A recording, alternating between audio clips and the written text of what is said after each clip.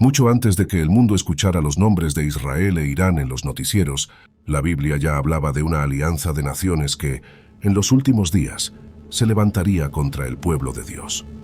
En medio de nombres antiguos como Gog, Magog y Persia, algunos ven señales de un conflicto moderno que aún no ha comenzado, pero que podría estar cerca. ¿Y si una profecía escrita hace más de 2500 años ya anticipara la tensión actual entre Oriente y Occidente? ¿Y si Irán estuviera en la Biblia, con un papel clave en el desenlace final? En la Biblia, Irán no aparece como tal. Su nombre antiguo era Persia, y lejos de ser un enemigo de Israel, fue en realidad un libertador. El rey persa Ciro el Grande, ungido por Dios según el profeta Isaías, permitió el regreso de los judíos del exilio babilónico y autorizó la reconstrucción del templo en Jerusalén. Persia fue un imperio poderoso, sabio y respetado, pero con el tiempo todo imperio cambia. Hoy, Irán, la heredera de Persia, mantiene una postura radicalmente opuesta. No reconoce al Estado de Israel y ha declarado en más de una ocasión su deseo de borrarlo del mapa. ¿Cómo pasó de aliado a enemigo? ¿Y qué dice la Biblia sobre esto? Algunos estudiosos creen que ya estaba escrito en una profecía olvidada del libro de Ezequiel.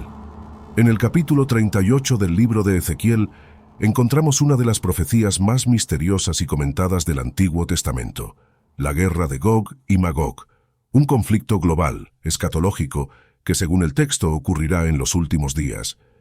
Ezequiel describe una coalición de pueblos liderada por un personaje llamado Gog, príncipe de Magog, que vendrá del extremo norte con un gran ejército para atacar a Israel. Y entre los aliados de esa invasión aparece un nombre que no pasa desapercibido: Persia. Sí, Persia.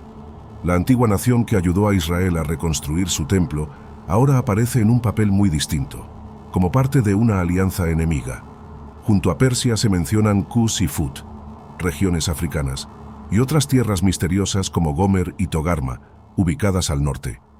Para algunos analistas proféticos contemporáneos, esta coalición representa una unión de naciones hostiles al pueblo judío en el fin de los tiempos. Persia, interpretada como el actual Irán, ocuparía un papel central. ¿Es esta una predicción literal de una guerra futura? ¿O un mensaje simbólico de la lucha espiritual que enfrenta el bien contra el mal? Sea como sea, el nombre está ahí, Persia, y el juicio también. Desde hace décadas, muchos estudiosos de la profecía bíblica han analizado Ezequiel capítulo 38 como una visión anticipada de un conflicto geopolítico del futuro. Para ellos, Gog no es un personaje simbólico, sino el líder de una nación real.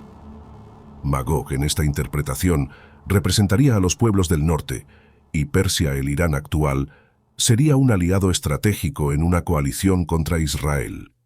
Según estos analistas, esta alianza incluiría también a regiones que hoy podrían identificarse como Rusia, Turquía, Libia, Sudán y otras naciones islámicas. El ataque no sería solo militar, sino también ideológico y espiritual, una oposición frontal al pueblo elegido y al plan de Dios sobre la tierra. Lo más llamativo es que esta interpretación no surgió ayer. Ya a principios del siglo XX, autores cristianos comenzaron a señalar a Persia como un posible actor del fin de los tiempos, y tras la revolución islámica en Irán, en 1979, estas lecturas se multiplicaron. ¿Y si la historia moderna no fuera más que una repetición de lo que ya está escrito? ¿Y si Irán, sin saberlo, estuviera cumpliendo una antigua profecía? Para algunos, no hay duda. Ezequiel no hablaba de su tiempo, hablaba del nuestro. Aunque muchos interpretan la profecía de Ezequiel como un conflicto militar real entre naciones, hay otra capa más profunda que no podemos ignorar: la dimensión espiritual. En el lenguaje profético, los nombres como Gog, Magog, Persia o Togarma no solo representan reinos humanos, también encarnan fuerzas, mentalidades y sistemas que se oponen al propósito de Dios. Gog, por ejemplo, no es simplemente un rey o un general. Es la figura de la rebelión final, el enemigo definitivo que reúne a las naciones contra el pueblo de Dios.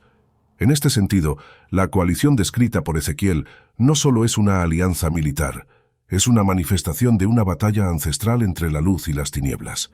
Persia, en este contexto, simboliza algo más que un país. representa el espíritu de religiosidad sin verdad, de poder sin misericordia, de fanatismo contra revelación.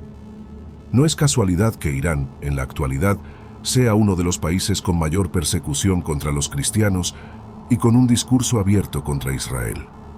Gog y Magog resurgen también en el Apocalipsis en el capítulo 20, como los últimos enemigos que se levantarán contra los santos justo antes del juicio final. Lo que Ezequiel vio no era solo una guerra futura, sino el eco de una confrontación espiritual que atraviesa los siglos.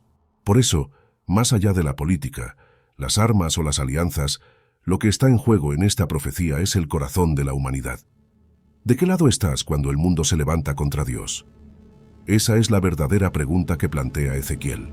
Ezequiel no solo describe la amenaza, también revela el final de la historia, cuando Gog y sus aliados, incluida Persia, marchen contra Israel creyendo que encontrarán un pueblo indefenso, Dios responderá. Y lo hará con fuerza, no con discursos ni tratados, sino con señales que nadie podrá ignorar. El texto dice que el Señor pondrá garfios en las mandíbulas de Gog y lo arrastrará a la batalla, como si esa coalición no actuara por su propia voluntad, sino cumpliendo un plan más alto. Al llegar a los montes de Israel, Dios desatará un terremoto tan grande que temblarán los peces del mar, las aves del cielo y los hombres sobre la tierra. Pero eso no será todo. Habrá confusión entre las tropas invasoras, se atacarán entre sí, y caerá fuego desde el cielo. No será Israel quien gane la guerra, será Dios mismo quien defenderá a su pueblo para que las naciones sepan que Él es el Señor. Esta intervención divina marcará un punto de inflexión. Ezequiel la presenta como una demostración pública de la santidad de Dios ante los ojos del mundo. No será una victoria militar, sino un juicio desde el cielo. La lección es clara.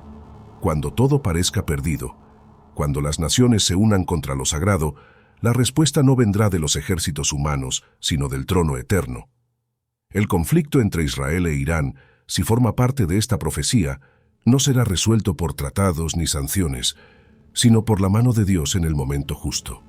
Y cuando ese día llegue, nadie podrá decir que no fue advertido, porque estaba escrito, desde hace más de 2 milenios.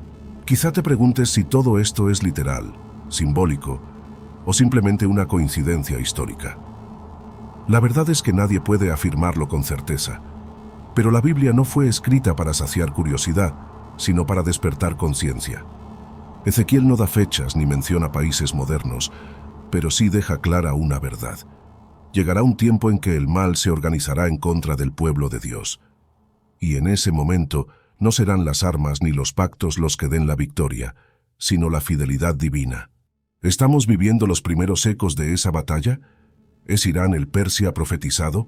¿Está Israel entrando en una etapa crítica de su historia? Quizá, pero lo más importante no es si lo veremos, sino de qué lado estaremos cuando ocurra. Porque Gog y Magog no son solo figuras externas, también representan decisiones internas, reinos que cada uno levanta o derriba en su propio corazón.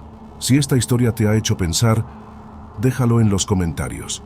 ¿Crees que Ezequiel hablaba de nuestros tiempos? Suscríbete para más relatos ocultos de la Biblia y comparte este video con alguien que quiera mirar la historia con ojos proféticos.